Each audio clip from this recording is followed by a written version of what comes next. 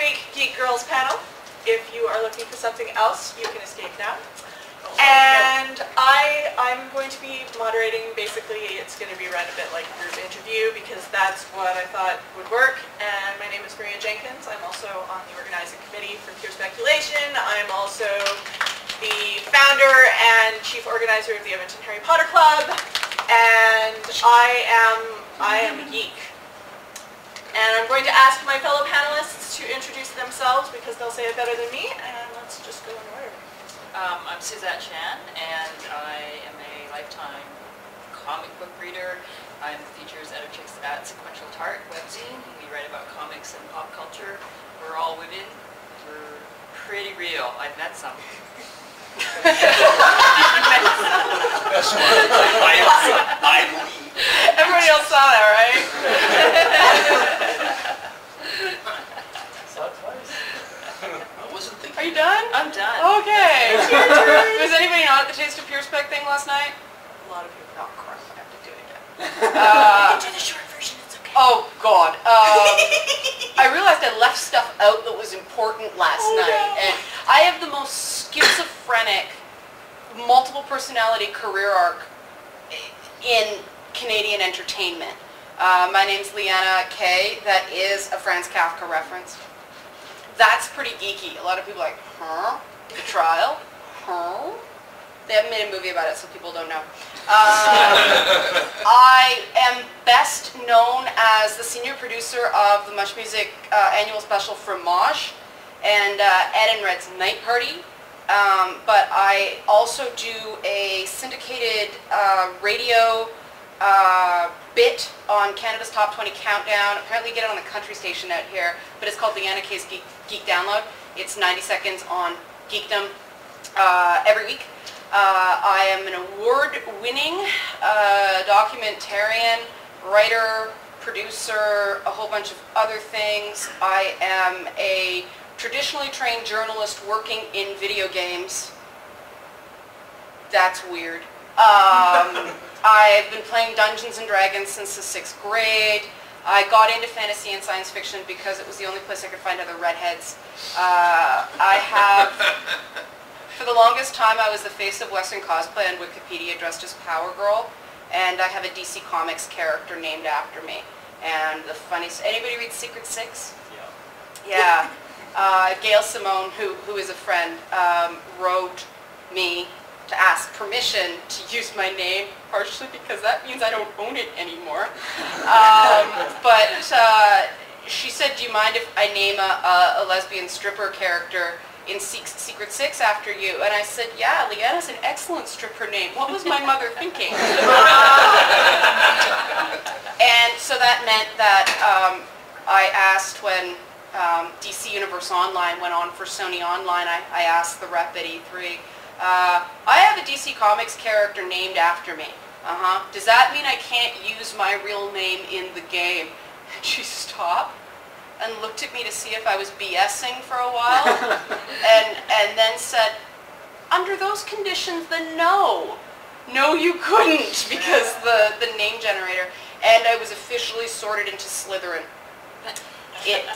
Under the sorting hat after they introduced me as Leanna Weasley. And then this one gives me a button today. It says honorary Weasley, and she made me broke the code of conduct about swearing because in good Slytherin fashion, an apple flew out of my mouth. And I couldn't stop myself because I am a geek. Lone male. Hello. I am not a girl. Sure? Fakest geek girl of all. Yeah, that's true. My name is Schatz. I am the manager of Wizards Comics in Edmonton here, and I co-run a site called Comics the Blog, which is pretty good. And just pretty good? It's very good. There we go. Yeah. We talk to a whole bunch of creators on our podcast. The unsearchably named Podcast the Comics, because we are, if anything, counterproductive. And yeah, you can listen to a lot of good creator interviews on there with like Kelly Sue DeConnick and a bunch of people. So yeah, Awesome. All right, so let's start with the basics. What is a fake geek girl? Is that a thing? I don't know, man. I mean, there is no element of myself, my personality, and my work that has not been called fake at some point. And, okay, I tint my eyebrows. Other than that, it's all pretty much what God and Lady Gaga gave me. But you know, what I get more of, and I guess this is sort of the same thing, is you're not supposed to exist, or my body type doesn't exist in real life. I'm this, one guy who was one of the writers on the original White Wolf books keeps calling me the unicorn. And his quote, we were in a restaurant and he goes, "You know you're not normal, right?" He's a big bombastic black guy from Atlanta. I'm like, "I'm well aware that I'm not normal, Travis. I played your product." And he says, "You know more about video games than anyone with a vagina should." You'd have to meet Travis. He was the senior producer on a game called Pain, which involved this noodly guy in a cow suit being strung up on a big slingshot and flung through this cityscape, hitting all these double entendres. Like the Cleveland Steamer Cafe and the Lucky Pierre Bistro, when I don't know how they got it past the ESRB. Wow. But I said to him, "Can I quote you on that?" Because, joking aside, I know it's a real thing. I get asked because my show was on G4 and I won the Slave Leia Talent Contest on G4 at San Diego Comic-Con, so I got to work with Olivia Munn. And people slam her to me all the time because she's a fake geek girl. And I get a lot of, "You're a real geek girl, not like blank." And that always changes. Kristen Bell, Felicia Day, Olivia Munn, you know, and it becomes this competition. And it bothers me on their behalf, because do they spend 500 hours playing Dragon Age Origins? No, that's not an exaggeration. Check my Steam account. Yeah. Well, you let that burn away. No, they don't. And yeah, they're pretty much Nintendo girls. But why is that fake? They're legitimately Nintendo fans. You know, it's this hierarchy of what is considered good versus what is considered fluff. And I'm going to let someone else talk because we're opening up a Pandora's box. Yeah. So before we move on, do Suzette or Brandon, either of you have anything further to say on what is a geek girl? Or what is a fake geek girl, pardon me? Fake geek girl is non-existent. It's sort of a mishmash of two big problems. They do exist, but they're not as prevalent as a lot of people would like to claim. There are models that go to conventions dressed up as things they don't even know just because they like the attention and to sell 8x10s. That's fair. They're in the extreme minority. Yeah, I feel like no one should be made to feel bad about the things that they like, even if they're not as into it as somebody else. But it's like the two problems of, within our circles, and this is a bit of my own thoughts on it, a lot of times when we were younger, especially in high school, we were excluded from a lot of things. And so when we see other people kind of pushing into things that we love, we kind of impose what was imposed on us on it. And so that's sort of the one angle, and then the other angle is like the severe gender issues within The world. the world in general. So I saved you on that one.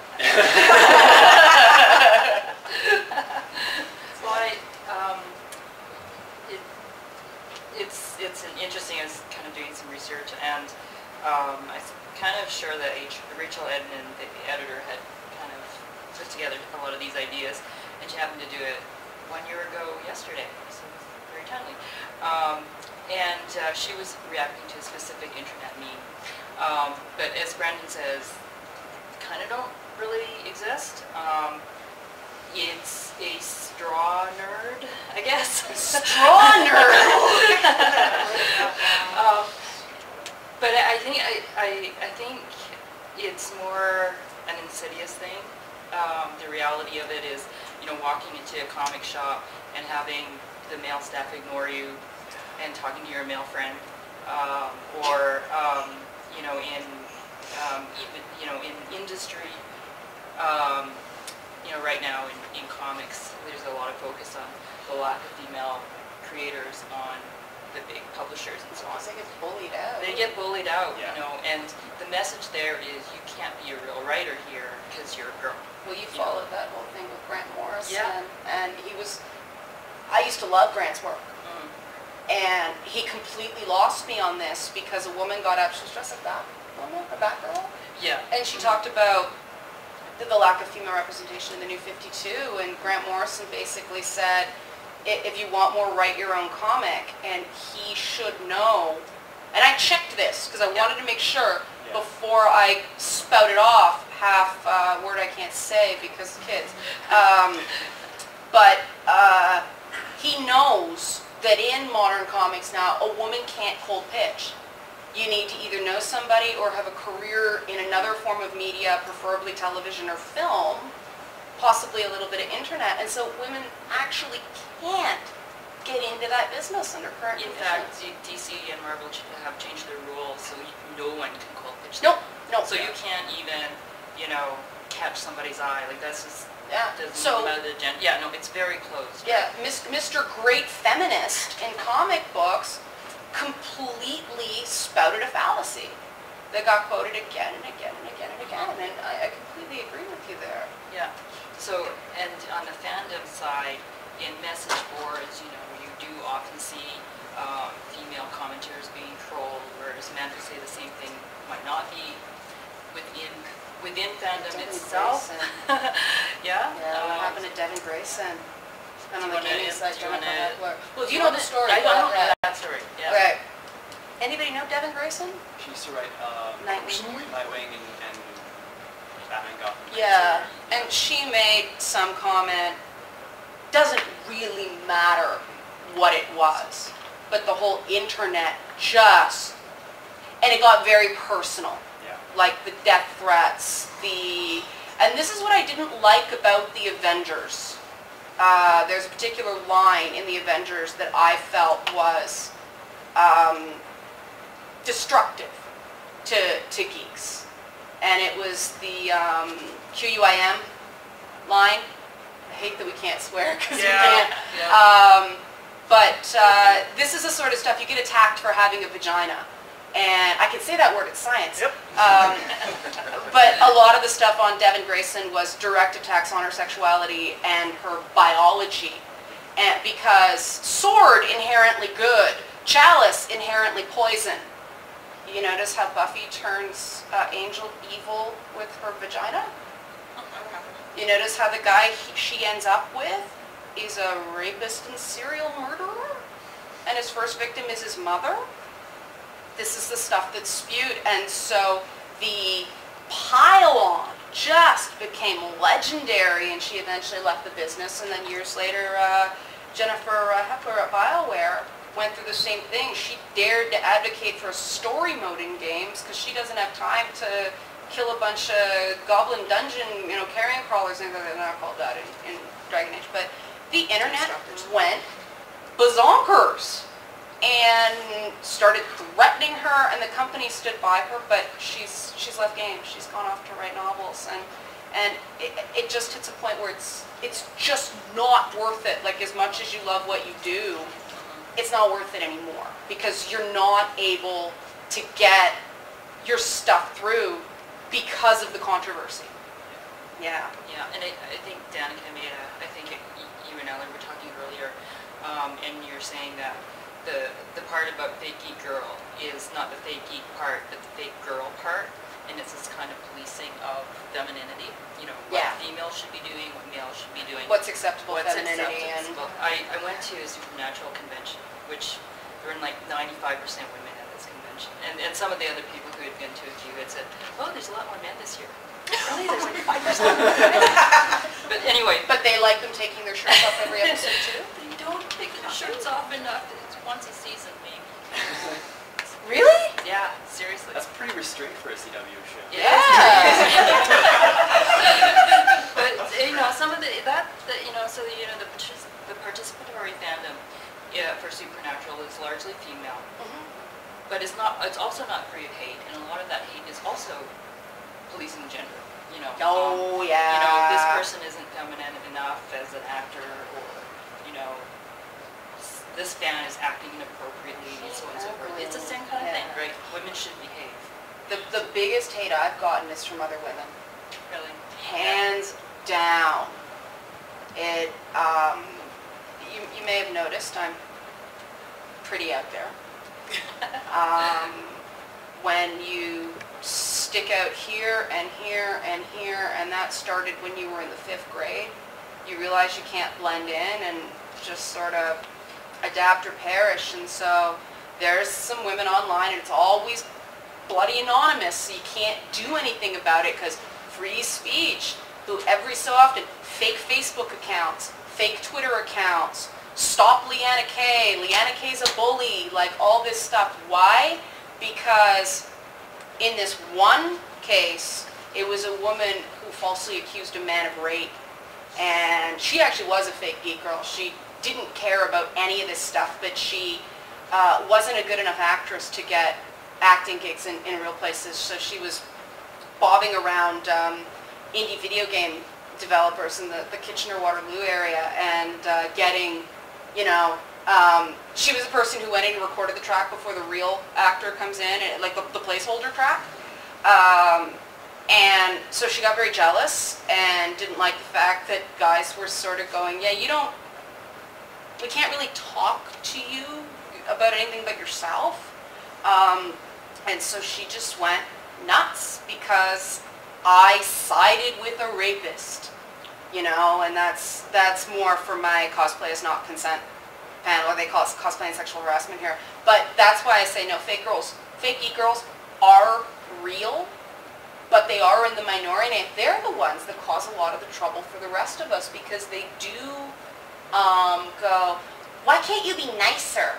Like I had this thing called the Nice Game, which is a game that women and more men, unfortunately, as men lose their social rites of passage, and becoming a man is becoming more and more difficult. Like what constitutes a real man is becoming more murky.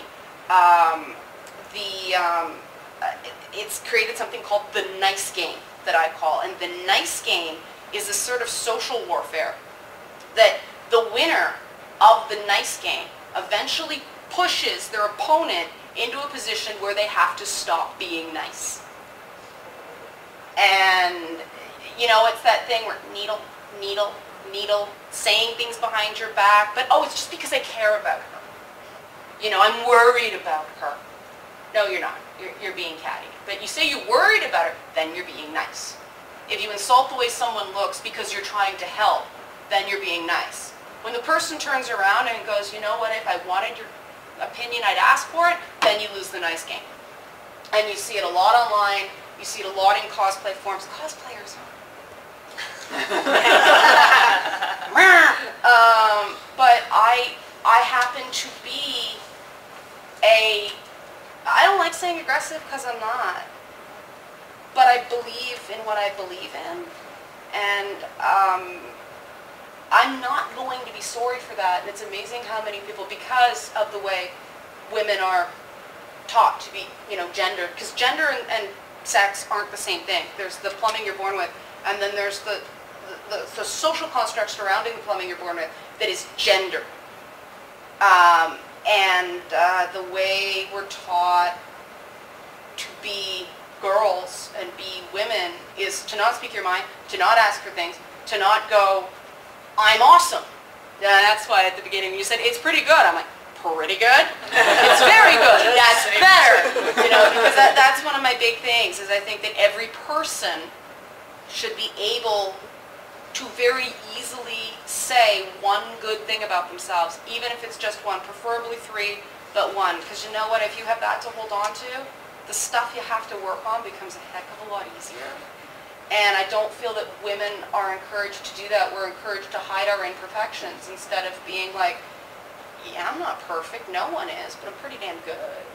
You know, I do this and it's good, and I achieve this and I'm good, and I'm generally caring about human beings, but the fake geek girl thing is a way of robbing us of our right to be passionate about things, right? Because we're supposed to be the princess in the tower waiting around for somebody to save us. Blah, that. Forgotten Realms Dungeons & Dragons ruined me for that forever. Because the minute you get into a system where it's like, women of the realms are equal to men in all ways, I'm like, Done. Bonza, it's on! And you can't go back. You know, you really can't go back. Good old Ed. What's that? Good old Ed. Ed is actually a combination between Fred Sanford and The Thing. Why not? Yeah, yeah. No, not my husband, Ed. Ed is a character. I'm not married to a suck, guys. No, I mean Ed Greenwood. Oh, that Ed. Ed really is Elminster. I know. Yes. He is Yeah. awesome. Ed was actually afraid of me for about a year and a half. Well, he's a librarian, so.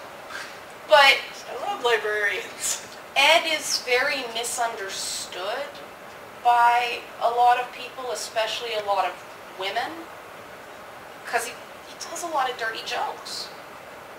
But I personally don't have trouble with that, because if you actually go through literature, dirty jokes benefit women if used for good instead of evil. But a lot of women think Ed's a pig, and he's not. He's one of the finest feminists the geek world has ever produced. I mean, Elminster's deity is Mistra, who's a female deity, and that's super important, you know, that a guy would put his Marty Stew character with a woman in charge. That was big stuff back when he was developing the Forgotten Realms campaign setting.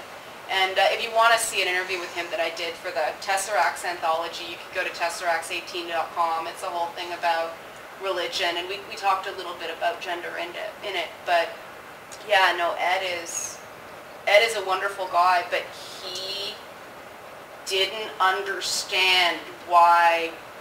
And with me, it's not just you're a girl, it's you're a girl that looks like you and does what you do. Was that into Dungeons and Dragons? You know, it's not normal. It's atypicals, a better word. But I think that's more exposure and cultural forces as opposed to there being anything inherently repellent.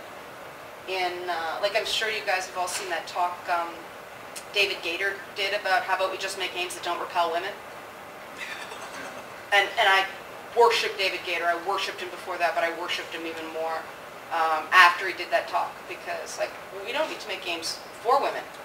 Let's just make games that don't repel women. It's like, finally, someone is speaking my freaking language. And how sad that it had to come from a guy before anyone would listen. But that's the reality. We need you guys. You know, unfortunately, I mean, if you look at any civil rights movement, Martin Luther King couldn't get any traction until he hooked up with a bunch of Jewish guys who put him in touch with the right people. I mean, you know, Abe Lincoln with the Emancipation Proclamation and Lyndon Johnson with the Civil Rights Act. I mean, there were creepy reasons all those things happen, but the reality is this isn't an us and them thing. This is an all of us together thing, and that's why these panels are so great, because I like to make guys aware that we don't think you're all creepazoids. We don't think you're all would-be rapists. We do actually see you as human beings the same way we think you see us as human beings. And I want people to, that's why I'm glad there's a guy on the panel. And I'm glad it's you, as opposed to an idiot. But, you know, men really do have to be part of the evolution on this one, I think, for sure. So, you mentioned that cosplayers were especially bad. And I put in here, like, is it a cosplay thing? And I think we could all agree that it's not strictly a cosplay thing. But the other related question that I wrote down was body image shaming. Related, different? Oh. Speaking of cosplayers and women. Does anybody else want to jump in on this before I start because get comfy. The one that always comes to my mind, actually, I'm not sure if everybody's seen it, is the woman who made an absolutely epic TARDIS ball gown that opened up and was bigger on the inside, like the skirts opened up. And it went on, I saw it on Tumblr, and most of the comments that were attached to the version of it that I saw were very positive because it was an amazing piece. She made it from scratch. It was fantastic. And then I saw it again coming back on Tumblr that had been lifted from a post of the same picture that had ended up on Facebook. And of course, it was becoming an us and them thing, like Tumblr is so much cooler than Facebook. But the majority of the comments that were attached to that particular version of the post on Facebook were talking about the fact that she was large. And the fact that, oh, she's bigger on the outside, and great dress, too bad it's a dog wearing it. Okay, I'm going to say something really unexpected here. Go. Guys get that all the time. It's just more socially acceptable to be a fat guy, aka the mayor of my fair city, than an overweight woman. We can say fat guy and nobody goes, whereas women you have to say big or plus size, and it's like, fat shaming crosses gender lines. Men are just judged less on their appearance than women are. It's changing. And I admit it's changing. I needed to be sensitized to the fact that men are self-conscious about that sort of thing. Because I'm like, you had, John Goodman and Danny DeVito and Louis Anderson and Seth, what's his name? The guy who ended up playing Green Hornet. Rogen.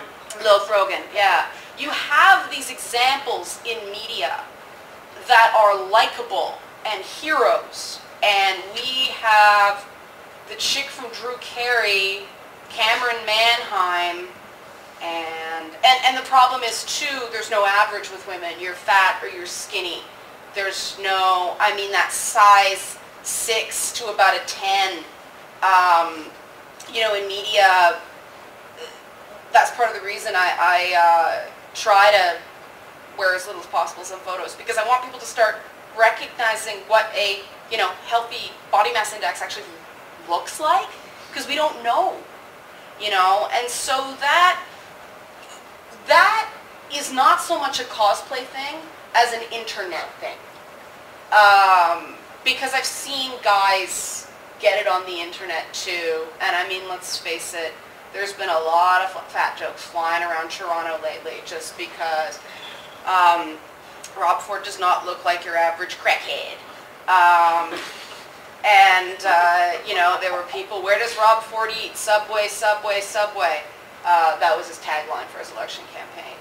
And some people got very, very angry that we were fat-shaming him. You do have to realize when you put yourself out there, you are going to get, because all it takes is one asshole. Like, all it does is take that one person. When the show started on G4, there were a couple of wonderful individuals who decided they were going to letter grade every relevant body part on me, and overall I got a D+. And G4 just left it up. They don't moderate their comments. But, that's what you get when you get any level of notoriety. And with the top cosplayers, I don't know if you guys saw what happened to Yaya Han on Heroes of Cosplay. She got roasted. Because Frankenbiting is when they rearrange a clip so it sounds like you said something in a context you didn't say it in. She made a comment about people cosplaying for their body type. And what she was basically saying is exactly what I'm saying now, like, expect to get crapped on. Like, we all get crapped on. For me, it's whether my boobs are real. First of all, why does anyone care? Second of all, for God's sakes, you can't tell? Like, if my boobs were fake, my world would be a lot easier because I wouldn't actually need to find bras that fit. I could buy things for cosmetic reasons only because they stand up on their own. Like, and it doesn't matter how attractive you are. There's going to be someone who goes, she's not all that, because it's a power dynamic, right? I mean, some of the most beautiful women in the world get it. And, you know, Kim Kardashian, for instance, say what you want about her, she's a stunning woman, physically. She gets it. She gets the people who she's not their thing. And that sort of all comes with us. A lot of people are like, I want that to stop. We all do it. So we have two choices. We can either accept that there is an acceptable level of fair comment and bad jokes, or we can start taking that out of our speech ourselves. And I prefer sort of a hybrid approach, because we can't, humor is such a coping mechanism. And we need to be able to laugh at things so we can calm down enough collectively to take a sober look at stuff. But we are never going to agree on morality enough to start censoring things based on the common good. So one of the things about the internet is we're just going to have to be more aware that we're all going to know a lot more about each other. But I mean, whenever you're feeling bad about some snotty thing someone said on the internet about you ladies, go on your favorite video game developers forum and just see the horrible crap that they take. Like, oh, good lordy. People say some horrendous stuff. Or journalists, especially ones in political areas. Some of the things. Yeah, but we don't read our comments. We don't read our comments. With forums, you actually do have to analyze the feedback. I mean, it's the community coordinators doing it. It's not the core staff, but still, it's horrendous. Absolutely horrendous. But it's just, have you seen the internet equation? Anonymity plus keyboard equals asshole? Yes. Yeah. So it's, I mean, what I mean by a cosplay thing, getting back to the original question, although we never actually left, is that I know people spit daggers at me when my back is turned. And to my face, they're all, oh, hi, and as soon as that voice hits that timbre, is that, you guilty of something, lady. I know you're hiding something. But then they say horrible, she doesn't make her own costumes, this, that, and the next thing. And I flat out admit, there's some costumes I did not make on my own. You know why? You can't stand to have a skin-tight bodysuit custom fitted to your body on your own. It's not possible. When you get to that level of, I want to wear little thin strips of snakeskin this big all over the place, you need someone placing it, you need somebody base stitching it right onto you, because that skin suit has to fit like a glove or else you get a wardrobe malfunction. And pins lie when you're actually, when you take it off and you start sewing it down. You actually need to just, you know, run the needle sort of that way through it. You can't do that on your own. You can't. It's not possible. And so I've really gotten over, I mean, because I've been in video game journalism so long and I've been told that I don't know what I'm talking about a million times, but strangely, I'm still better with the criticisms of my writing than I am about the criticisms of my appearance, because I can hope to become a better writer. I'm not getting any younger, you know, and I think we need to sort of focus on the stuff that somebody can control, and weight's not always something that somebody can control. I mean, you don't know what they're going through in their life, you don't know what their priorities are. I mean, Christina Aguilera is a shining example of that, right? She had a kid, she decided to be a mom and actually be active in her kid's life and spend time with her little boy, and she was going through a divorce. Heaven forbid the woman thought that what she weighed on a scale was not a priority at that time. You know, and sure enough, once her hormones settled down and she stopped binge drinking for coping, and got back on tour and things settled down again, she slimmed down. But she was savaged because she defied conventional, this is what we do. Like, you should lose weight. You know, things like that. And I really applaud her for that. It hurt her. career-wise, but she's so ridiculously talented that she can overcome it. You know, if you want to defy convention, you're just going to have to be ridiculously talented. That's what it comes down to. I mean, and I think we really are our own worst enemies as women. I really think we are, because we're taught to be. You know, men stab at each other too, but it's different because men are granted the social license to walk up to each other and say, I think you're an asshole. You know, we can't. I do. I so do. This is why we like you. Well, I just started back home. I just started telling people I'm a witch of the freaking wilds, and everybody's played Dragon Age because they know me. Yeah. And it's like, I'm Flemeth, man, and if you don't like it, go find your own stockings. You know, it was really nice that companies like BioWare are creating those avatars that are examples, where we can actually connect to that and go, you think I'm a bitch? Well, I turned into a dragon. You know, and that's what men have that we don't. And that's the paradigm. That's why it stings harder. That's where we're gendered, right? Because I've seen guys get ripped apart for their weight, and it hurts. It doesn't feel good. But they can go and they can point to successful people or characters they love and who have heroic traits. That's what we need, and unfortunately we need more female creators to do it, and then the female creators can't get in because they either can't get out of the programs, the college programs, to get trained in it, or they can't get into the industry. I mean, I don't know why anybody would even attempt to get into comics when video games exist. The money's so much better, but it's still extremely tough. You know, does that make any sense? Yes. Okay, good. It's all together. Good. So we've already kind of touched on this in a lot of ways, but I think we need to go a little deeper. Where is this coming from? Someone else talk, please. Yes. And I know you've got some interesting things to say about gatekeepers, Suzette. Oh, yeah. Yay! Because that was on your Facebook 2 days ago, and I was like, she has to say that. Yeah, no, I was just So saying maybe we should define gatekeeper first. So there are gatekeepers everywhere in all of this economy, in our endeavors, and they're just the people who say yes or no to things, right? So an obvious gatekeeper is, no, you can't write for comic books because I say so, or my company says so.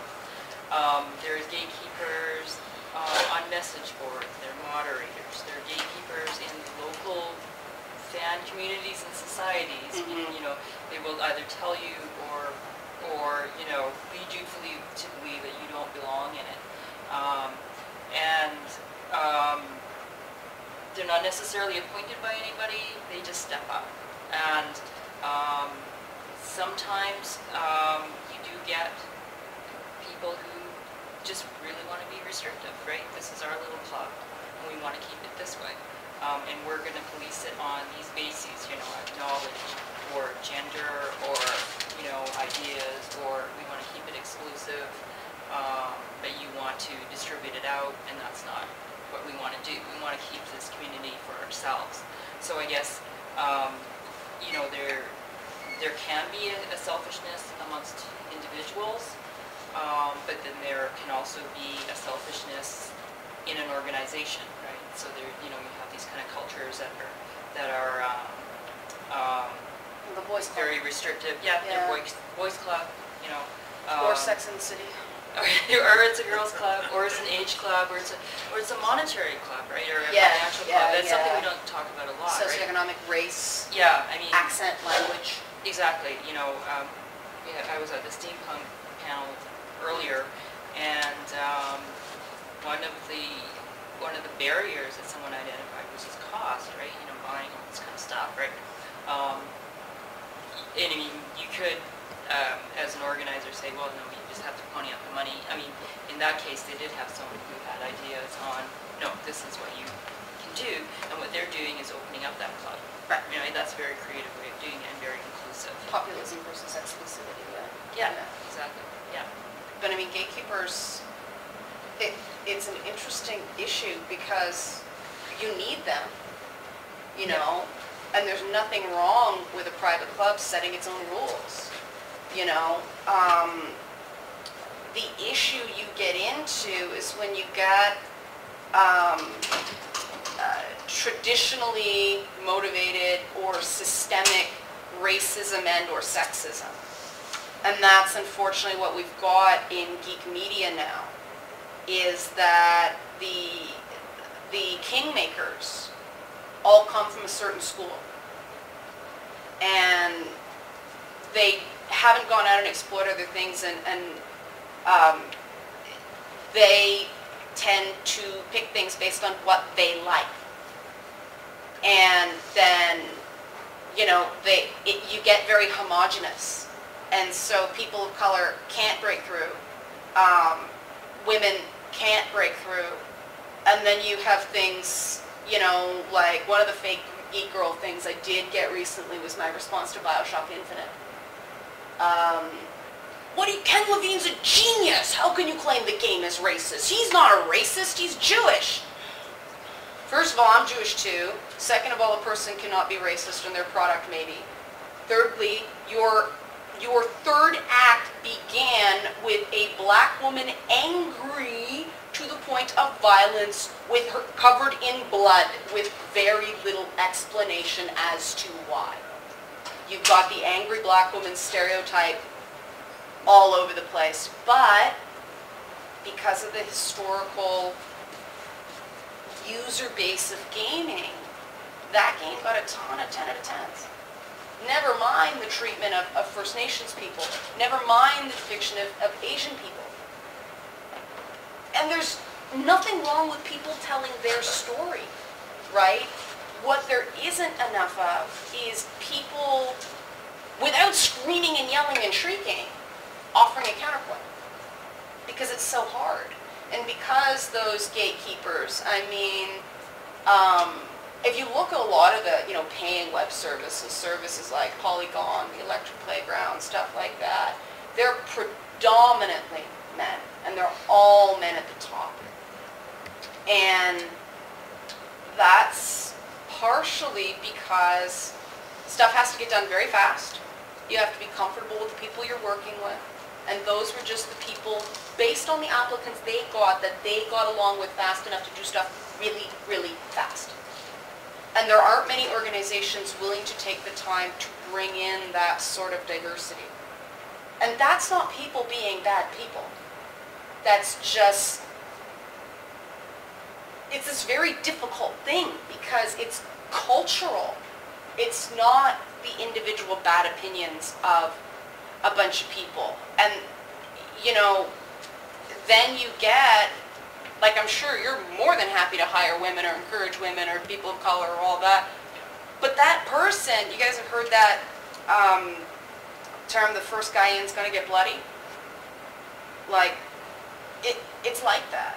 Yeah. You know, part of the reason I am so loud, first guy in. You know, somebody's gotta do it.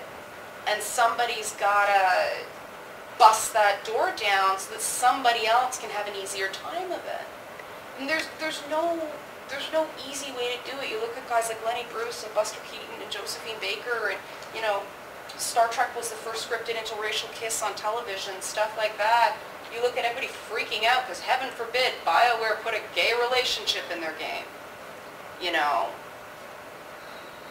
you have to go through that. And it's really hard. And when we get into this fake geek girl thing, the big problem with the moniker, especially from a gatekeeper point of view, is once you're labeled it, how do you disprove it? And to get past that gatekeeper, how do you prove you're not a fake geek girl? Like, it's kind of like a scarlet letter. Once you're labeled, you spend all your time like, I'm not, let me prove it. And then let's face it, you look pathetic and you're actually making yourself, yeah. And one thing I'm very careful in myself, because I am one of those gatekeepers, so I'm very aware when I'm hiring or looking at stuff or proofreading somebody's stuff. Because, I mean, right now I'm an editor for an anthology. I am a gatekeeper. and my personal bias is there will be women in this anthology. There will be people of color in this anthology, both as characters and as authors. There's some people not very happy about that. Because they think Canadian science fiction writing is predominantly white and predominantly male, and that means there's less opportunities. The people who come from these minority groups have a better chance as an individual.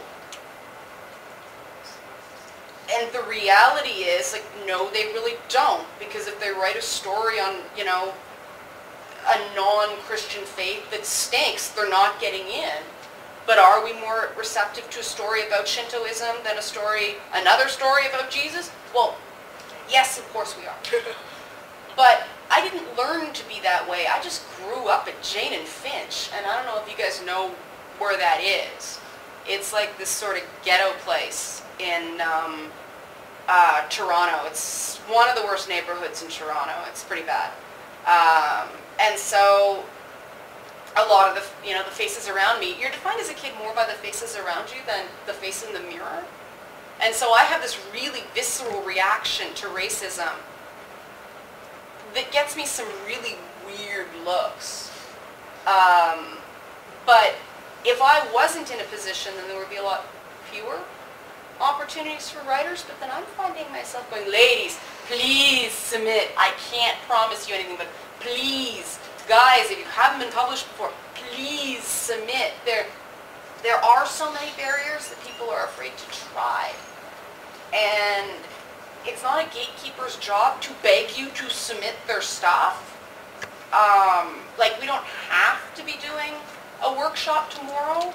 We did that to try to bring down those barriers, but most people won't. It's not our jobs. We're here to give you a fair shake. We're not here to create an opportunity for you. You make a really great point about we do need gatekeepers. Yeah. And we need good gatekeepers. I mean, when I go to my local comic shop, I mean, in a way, the retailer is a gatekeeper. I mean, they bring in things. They can recommend things to me. And I really rely on that, and I value that opinion. I know a lot of my female friends shop at Wizards, so I kind of want to know Brandon's secrets. I was going to ask exactly where I was going to go next. Because how do you, like, I mean, I can feel the effect on me, but like, what are your choices? There's so many like, ways how do you do it? to offend a potential female customer, and so few ways to get it. Yeah. I walk into any game developer and they hand me the pink controller or the pink little. It's like, get that away from me. Yeah. But the two easiest ways to completely screw up selling comics to anybody is to immediately assume their taste and choices, and immediately assume that they are here for somebody else. And that goes for anybody. Yeah. There used to be sort of this, or at least even in the store that I work in, until it really clued into me that this is everything is for everybody type of deal. One of those bigger moments actually, a little while back, there was this contest that the distributor was having. Retailers could show table displays that they made, and one of them was really good. They actually won, so I'm really glad. But one of them was this table that was girls' comics, and this table, and I'm sitting there just like nails into my legs, just being like, no. And that was when I took a picture of like all of our graphic novels, and I said, hey everybody, we have a section of graphic novels for women too. It's called our entire graphic novel section. Good for you. Do you remember was it Marvel Minx? It was Or DC. was it the DC, The DC Minx Minx line? line. That was horrible. They were very specifically trying to market to teen girls, but in a completely ineffectual way. If you are selling to teenagers, you want to write about college level stuff. Preferably gay guys in college. to get With female teen vampires. readers. Yeah. Like, teenage girls love gay men. When you're writing for anybody under the age of 20, you always write about people who are older. Yeah. When you're a kid, you want to grow up. And when you're 19, you know everything. You're a grown up. I learned this from Disney. When we were pitching to Disney, it's absolutely true. Yeah.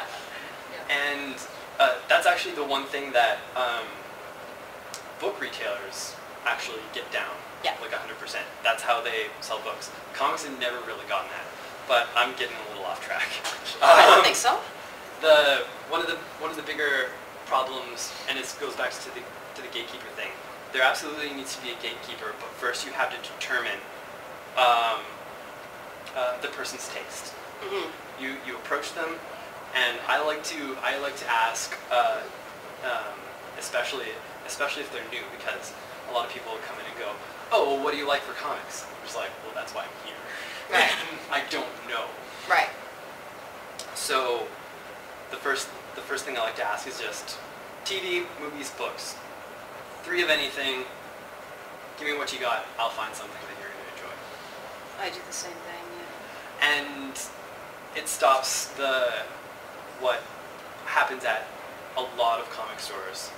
And again, what sort of used to happen is the immediate, well, hi, you know what you're going to want to read? Fables. Because you're a lady. Like, here's the Vertigo section. Clearly you don't want to read about superheroes. That happened to me. It happens a lot, and Yeah. it's just sort of that immediate thing in a lot of people's brains that go, oh, I have you pegged before asking. But, in fairness, if you're playing the odds, 75% of the time you're going to be right. Yeah, and then you're going to lose 25% of your sales. Well, you're going to lose about 50% of your sales because Yeah. the ones who are atypical are the ones you're going to get that are heavy users. Exactly. Yeah. So, and that's really what I try to do with the store is, it's things like not limiting your product for certain people, figuring out taste, realizing that you can potentially sell everything to a person, as long as you're not just like, oh, you're going to like this. But the gatekeeper thing does still come in that you need to read up the crap. There's a lot of terrible comics out there. Oh, yeah. Well, Yeah. I guess with the movies now, you have a really hard time because if somebody comes in and says they really like the Thor movie, Mhm. they're not necessarily going to like the Thor comic. It's nothing alike. No, well, the Thor comic that's coming out right now is just like tickets to the gun show, like 100% of the time. Yeah. Yeah. Yeah. But I mean, it's not the same when it's drawn. I mean, let's face it. No. But it is an issue because, I mean, one of my favorite books right now is Wolverine and the X-Men. It's so good. Because Dupe's in it. But who's going to peg that with me walking in a store? Yeah. It is tough for you guys because the reality is most of the women I know adore Fables. Yeah. I thought the first arc was meh. It got good for a few arcs and then completely jumped the shark. What are retailers going to do when it ends? Because it is, yeah. It's coming to an end now. Because it's coming to an end. So. Yeah. Well, issue 150, that's it. Girls And can't read any more comics. And I think No, then they'll start reading Ferris. No, that's ending too. Yep. Really? All of it. All yeah, of it, he's yeah. going into semi-comics retirement to just all of Fable stuff now. Wow. Yeah. But I mean, I think this points out a good point. I'm not sure what we're saying yet. There's no hive mind. This whole thing of what women want Yeah. doesn't exist. Like, I don't like the same thing even my sister likes. I don't like the same things my mother likes. We were joking in the autograph room that my parents call the stuff I like the ugly things. And it's tough for retailers because you do sort of have to profile people. There's a little bit of shorthand involved, but that's, I don't know. I always find that. Okay, let's role play. Let's Okay. role play. I come into your store. Hi, what will I like? Well, what kind of things in other media do you Dragon Age. Dragon Age, okay. But I've read those comics. Yeah, of course. They're pretty good comics. Why wouldn't you? There's something I think you might enjoy. It's called Aerosmith. Aerosmith? Yeah. Like the band? Yeah, a little bit. It's spelled differently. It's basically World War II, except what if World War II was happening, but with like a little bit of magic, wizards and dragons and stuff like that. But Dragon Age isn't World War II. No, it's not. But I like Dragon Age. That's Is Alistair in Aerosmith? See, I know nothing about Dragon Age. And this is the problem. But I've seen one of the funniest things, and that's how difficult it is. Yes. I mean, you're going to come Agreed. in and get these obscure things, and my trick is when someone says something I don't know what it is, I say, what do you like about it? And then you get a little bit more, oh, I like this element, or like, I say, I love the Thor movies. Yeah. People are immediately like, oh yeah, you like the shirtless guys. No, I cover my eyes in every bloody scene. I want that man to pull his pants up so bad. I'm like, my arms are doing, pull up your drawers, boy. If you have to fight, you're going to have problems. And that causes nerve damage. You know? What I like is I'm an English literature buff, and that first movie was Shakespeare with superheroes. Yeah. But just saying I like Thor, no, I'm not a Tom Hiddleston fangirl. I'm not. I think he's great, but holy crap, I have seen that character a bazillion times. Yeah. You know, you look at him and you're like, oh, okay, he's the evil wizard trope. And Lord of the Rings was the same way. I mean, it turns into these pretty hair boys, so people aren't gonna come at things the same way, and that's what makes your job extremely tough. And women get so easily offended. I mean, I think that's one piece of advice. Anybody know what intentional dialogue is? Somebody says something, you ask for clarification. When you get the clarification, you repeat back to the person what you understood they were saying. The minute you start going about something, I kick in there. Because usually it's just a miscommunication. Let's face it, we're all nerds, we're all socially awkward, and we all tend to misspeak. You know, humans do that, but we do it more because our minds are going, oh my god, oh my god, oh my god, oh my god, oh my god. Every time we're in public, right? So there's going to be awkward moments, and so that's how I figured out the, why do you like this? You know? Because it also stops that nerdy tendency to go, let me show you how much I know about this thing you like. You know, it's better to get the other person talking. But so it's like, you know, if I get something like, have the pink controller, because when the Kirby game came out for the Wii, they were like, oh, pink controller. And I just said to them, why did you assume I like the pink controller? And they get this she beast about to pounds vibe, and they get the chance to back off. We have a bit of a laugh at it, and it got to the point where I started telegraphing. It's like, yeah, you know, Little Big Planet, set down, don't give me the pink sack boy. Like, or I'll say, don't give me the girl character, like when Left 4 Dead was big. Don't give me Zoe. Don't. Girl in a pink hoodie, don't give it to me. Give me Francis. I like Francis. You know, so they know, and they don't have to sort of step into that, because it's hard. Like, we think being women sucks today. Being men sucks in unique and different ways. You know, I mean, how are you supposed to go see James Bond and then go see, I don't know, that Les Mis? What do either of those things have in common? I mean, absolutely nothing. And I feel for guys right now, because, I mean, women have certain things we can fall back on. Push-up bras, high heels. These are generally enjoyed things. I can't really think of anything for men that's similar. I really can't think of anything that's universally enjoyed by women because of bitches like me that don't like shirtless Thor. You know? Like, it's tough. It's becoming tougher and tougher, and then you know, you get that, how could you say that? Well, and the reality is, why most of the time is a guy saying what he is to a girl who likes geeky stuff? Because he's trying to impress me. And I think it's important for us to sort of keep that in mind as well. So I'm sorry I busted your balls there, but you have balls to bust. That's why they're there. Now I know why you're in retail. You're a masochist. It only gets worse. Yeah. But so, yeah, I mean, that's the other side I like sort of bringing to the equation, because I think that's stuff that doesn't get talked about in these panels like this, is we do have a responsibility to, you know, trailblaze our own path. This turned more into like dancing than a machete. But, you know, I think that is a factor that gets lost.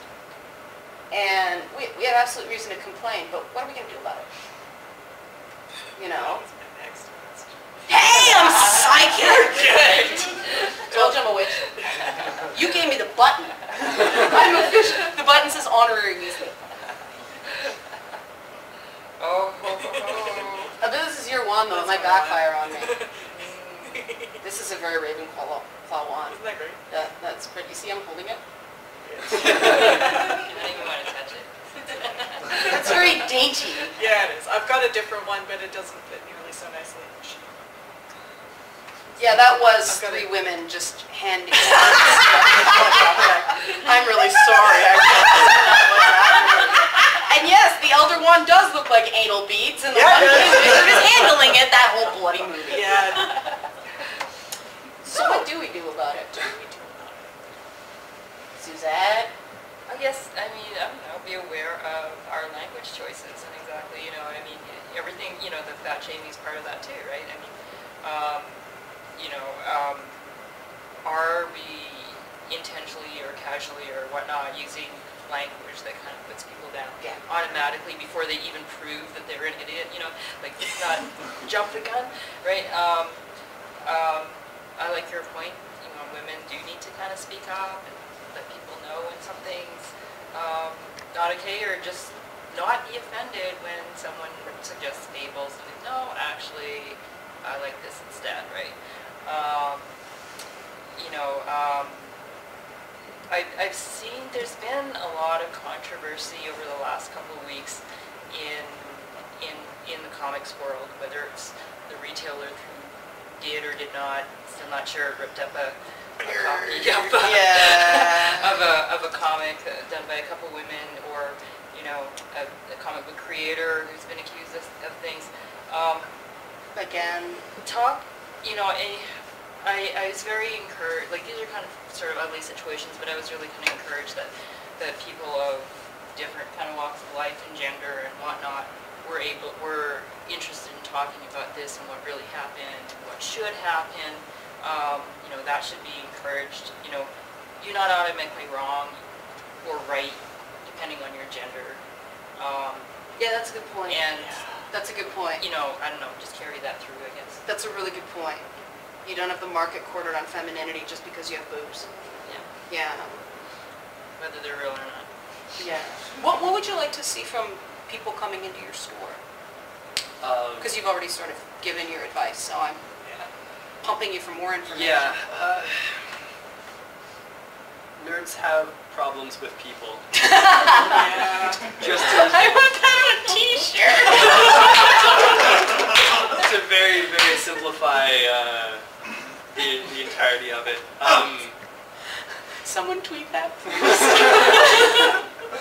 We, as much as I try and make the store for everybody, there's still people who come in with certain thoughts, and that's a little bit of it down to the way they were raised. When we were selling a certain book, I had a customer get really upset because it portrayed different sexual proclivities, and I got yelled at, told I was going to burn in hell, and there were a lot of words that I can't obviously use here that were being thrown about as to basically who the people in the story were choosing to love, things like that. And Aliens? Because that happens a lot in comics. yeah. It has to be, So- it has to be so rewarding to know that somebody flips out like that and yet you. I've learned to love it. To do something, You yeah. are so wrong. And you're flipping out, and it's making me so amused in a sad way. But Yeah. That's what I do with my online commenters. And the idea with which I sort of run the store with, and that's to try and promote just general sense of anybody is welcome, is the treat others how you want to be treated. If a person is coming here and being intolerant about gender, sexual identity, etc., if you are going to come into my store and tell me that I should not be selling these things because of whatever reasons, I am going to meet you by telling you that I am going to be intolerant of your opinions, and you can please take your business elsewhere. Yeah, it's Get your out of my store. store. Yeah. It's your store. You have to you have your right to make the store an extension of you. Yeah. Yeah. And in doing so, I felt a few shifts over the last few years. Like Yeah, I it's, felt it changing too. yeah, it's more comfortable. People feel more comfortable walking into the store, and I don't know. That's the goal, really, is for everyone to just be cool with everybody. And that means excluding some people. Yeah. Yeah. If they want to exclude people, then I will gladly grant their wishes. Just not in the way that they intend. Right.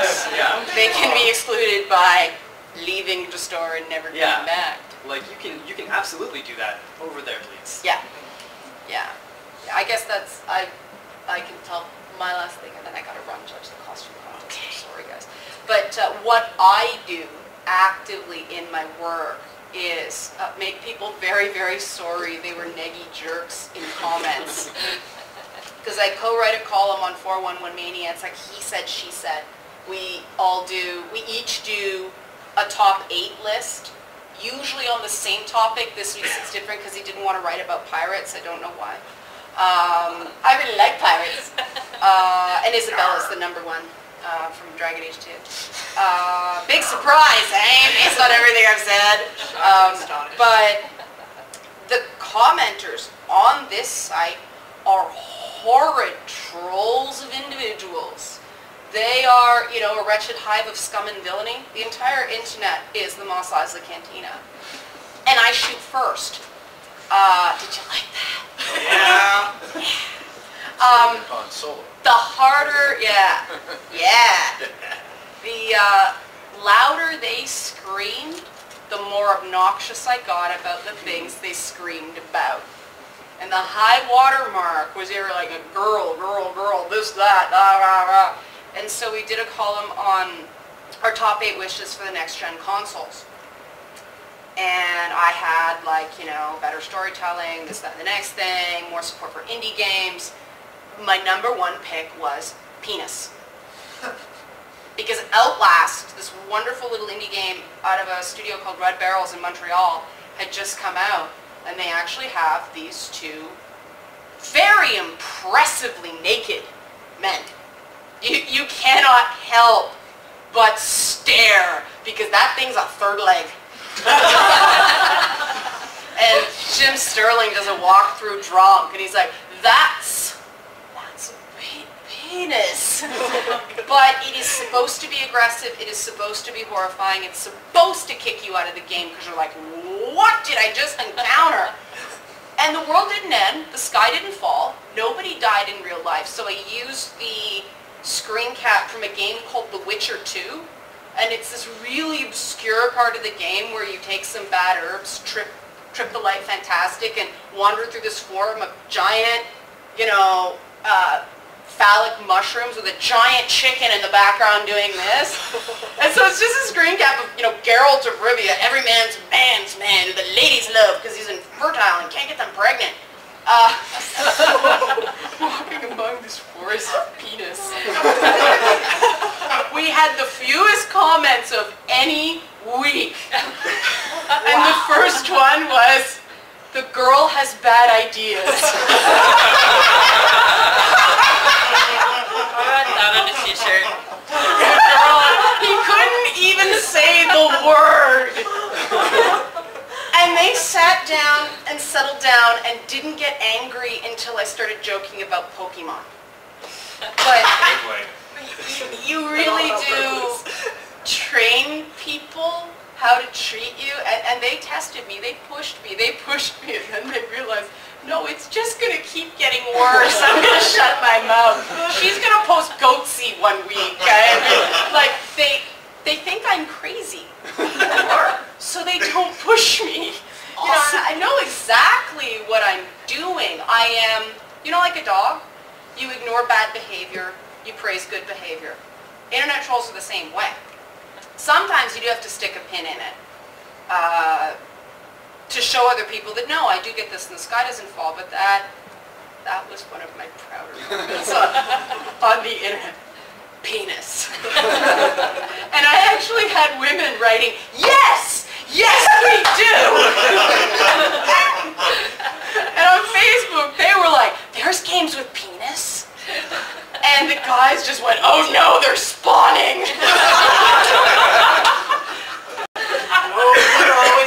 But I think that sort of active provocation is far much more effective than being offended.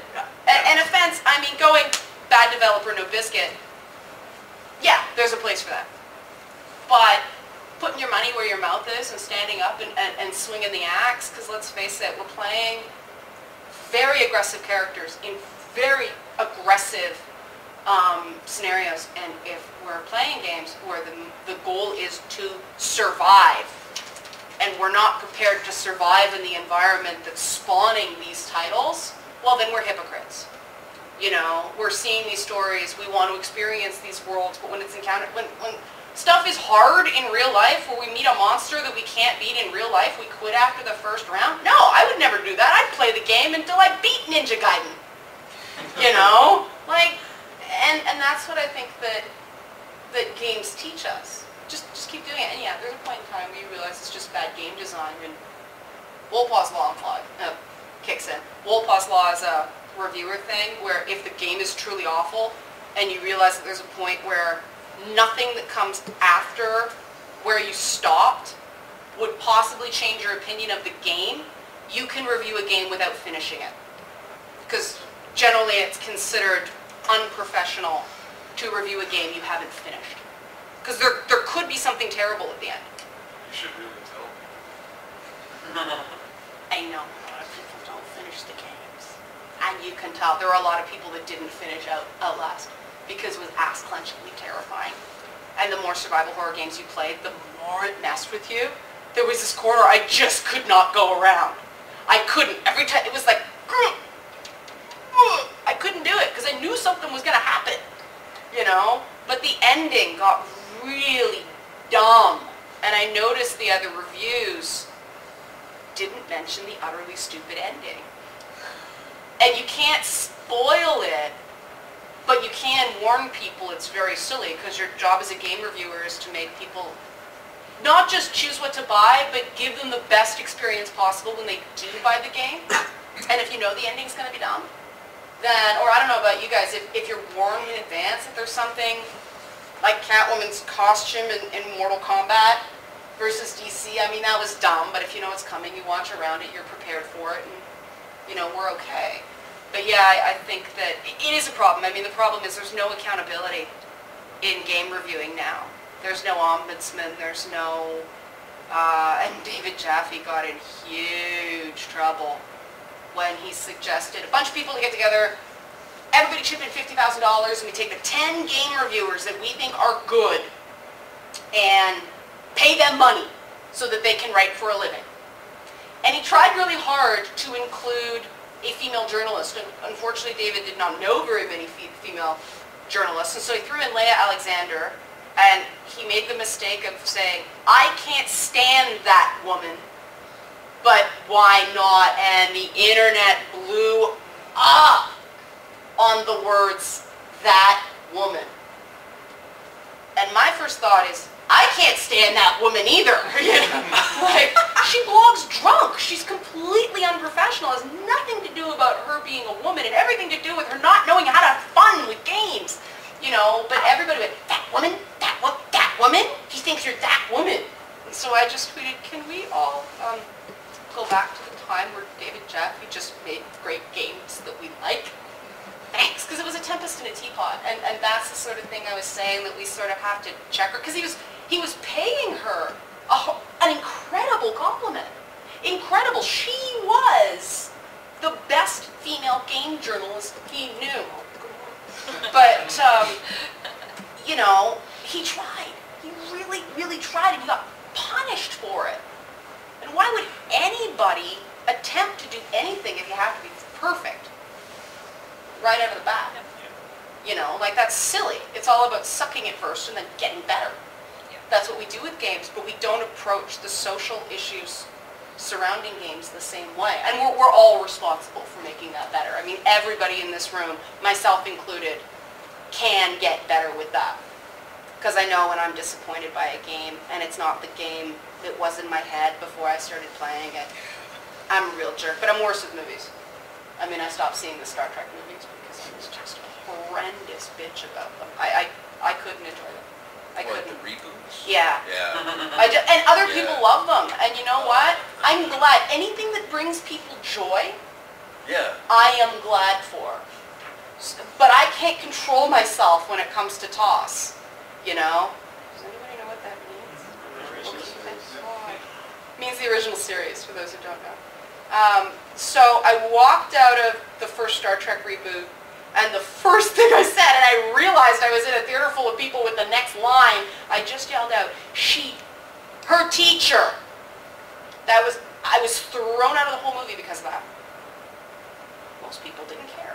That's what was important to me, and so I just made the choice, I'm not going to be playing these games anymore, because I don't want to be that asshole, and these weren't made just for me. You know, it's okay. Grand Theft Auto has a place to exist. I don't think it should win awards. It doesn't need to. It sells a monkey ton of copies. It deserves to exist on that paradigm. I'm allowed to say I don't like it. Like that's my line. I'm not allowed to be a jerk about not liking it. You know? I want to interject at this point because Well, there is okay. but there was a YouTube video that got posted. It's okay. Yeah, that one. Okay, sing it. It is the best little song for tolerance. It's okay to not like things. It's okay, but don't be a jerk about it. It's okay to not like things. Don't be a jerk about the things you don't like. Except it uses a different I said the word. where we I put sure don't like me singing my log song. So we have about 4 minutes before they kick us out of this room. Very quickly, are there any questions, comments, interjections from the floor? I think that part of sometimes I feel like part of the reaction is looking at this, that a lot of people seem to be of the mind that, you know, oh, I became a nerd, I became a geek because I was socially awkward, so I kind of retreated into comic books like that. So who are you people that are like attractive and have social skills and you know, and breasts and stuff like that? What are you doing in my world? I'm here because I have to be. You can be out there in my world alone. I like your world better. Also, breasts, yes, social skills, not necessarily. I think there's also another aspect too that, as Leaana was mentioning, that some people get into some of the ones she calls the fake ones. They come in and try and tell everyone else how to behave, and the ones of us who are already in there, we're like, what right do you have to tell us how to behave? And so it becomes a larger backlash as it comes back. I just wanted to add that growing up, there wasn't really nerd culture. Like, that was just mainstream culture. I mean, you know, Star Wars just took over the universe. Everybody read comics, you know, and, you know, to me, I just kind of see this as a kind of a new phenomenon. And so I think it might be connected to the idea of the geek or the nerd being it's kind of being created as a subculture, and this is a really good point that you made. You know, people are starting to identify it or use it as a point of identification, and maybe we're all just kind of testing these kind of limits and boundaries and what that actually means. But there's probably more closet geeks out there and nerds that people realize, and that's my mom, because she hates Star Trek and Star Wars, yet she loves, you know, what was that movie they did a spoof on? Galaxy Quest.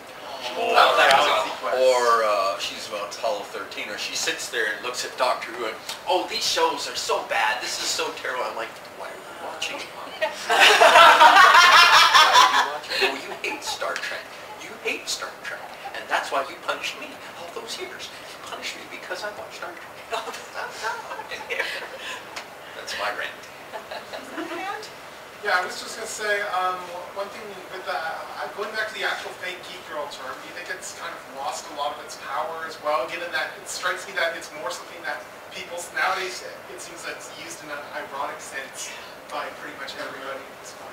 I would kind of say that it was ironic out of the gate, because if you go back to, maybe I'll tweet it later, Rachel's column about it, she was collecting a bunch of ideas together, and it wasn't so much that there were fake geek girls, but all these little kind of attacks or kind of diminishing kind of comments, she kind of gathered them together into this this kind of idea or an argument, right?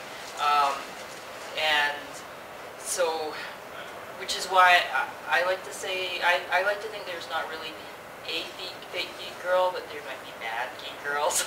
Like, yeah, obviously there's some jerks out there. I think a comment to just with regards to the whole thing with, well, not some people are closet geeks and stuff. There's the whole aspect as well that for people who are, you know, they're good looking, they're rich, they're successful, but there's also the whole thing that traditionally they didn't want to necessarily be seen associated with that stuff because that would make them potentially social outcasts.